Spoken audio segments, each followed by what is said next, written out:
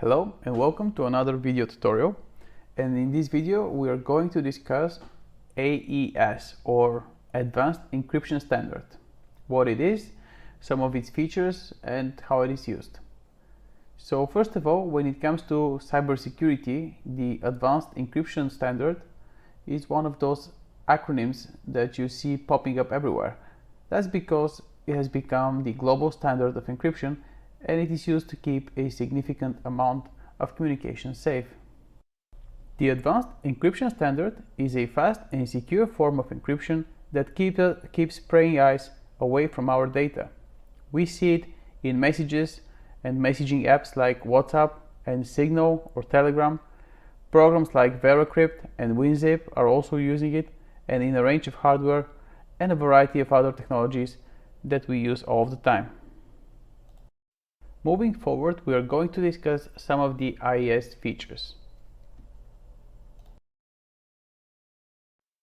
The US government set out on a 5-year mission to evaluate a variety of different encryption methods in order to find a new standard that would be secure.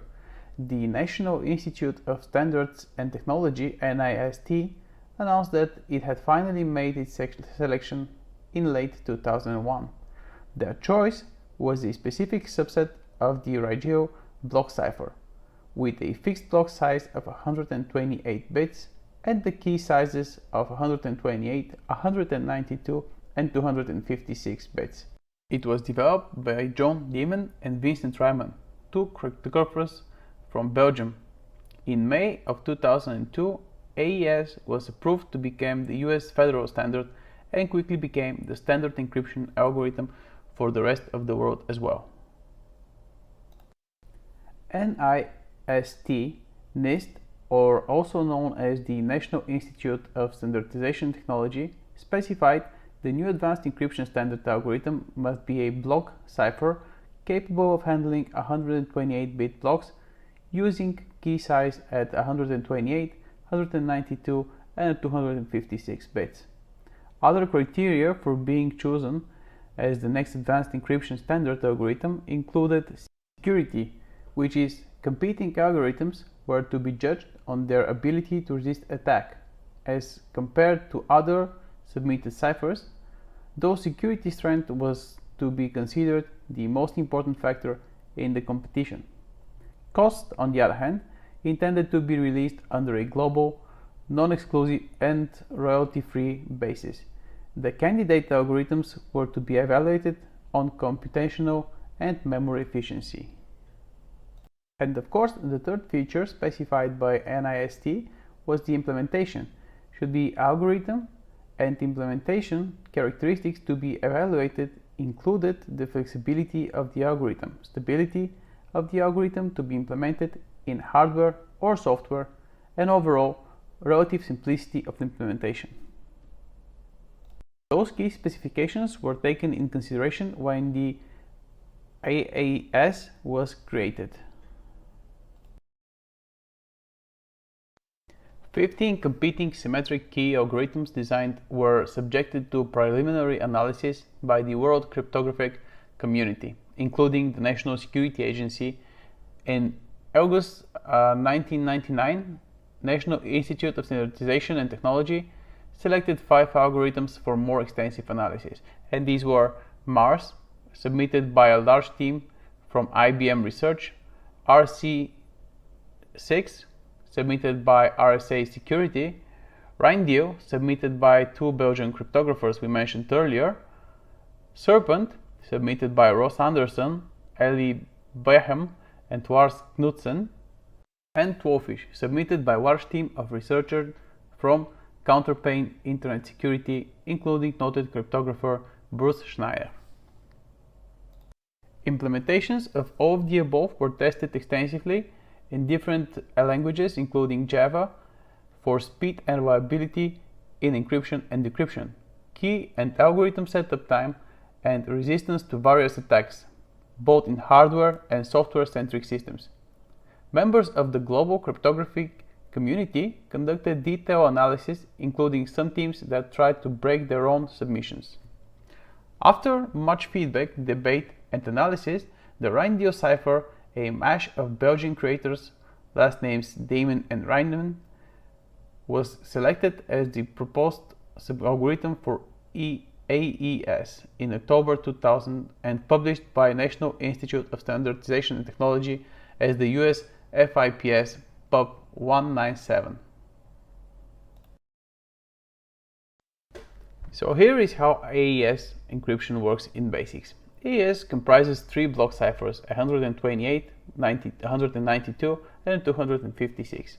Each cipher encrypts and decrypts data in blocks of 128 bits using cryptographic keys of 128, 192 and 256 bits, respectively. The Reindeer cipher was designed to accept additional block sizes and key lengths, but for AES, those functions were not adopted.